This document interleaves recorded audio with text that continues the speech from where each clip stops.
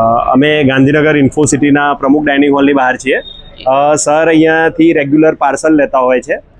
Sir કેટલી વાર તમે અહીંયાનું ફૂડ લીધું છે ડિલિવરી માટે? આમ તો બહુ વખત લીધું છે, પણ અઠવાડિયામાં એકાદ વખત જેવું તો થઈ જ જાય છે અને સારું આવે છે જમવાનું. ઓકે, તો અહીંયાથી પાર્સલ પણ મળે છે? આ પાર્સલ બી મળે છે.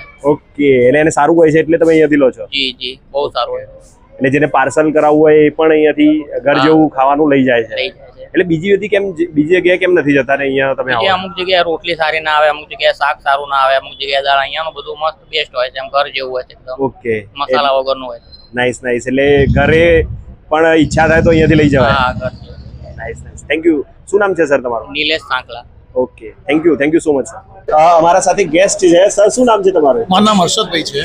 ઓકે, તો આજે શું જમી રહ્યા છો તમે? આજે જમવામાં મિક્સ સબ્જી છે, બટ આલુ સબ્જી, Okay. પનીર સબ્જી છે Okay. અને એક કઠોળ સબ્જી છે. સુપર જમવાનું છે.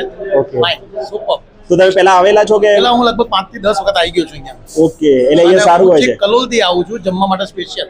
Okay, nice nice. એટલે સારું હોય છે. 120 રૂપિયા એક નંબર વસૂલ છે? ફૂડ બહુ ફાઇન હોય છે. ઓકે, પ્રાઇસ પ્રમાણે ફૂડ બહુ સરસ છે. Okay, nice nice. Thank you.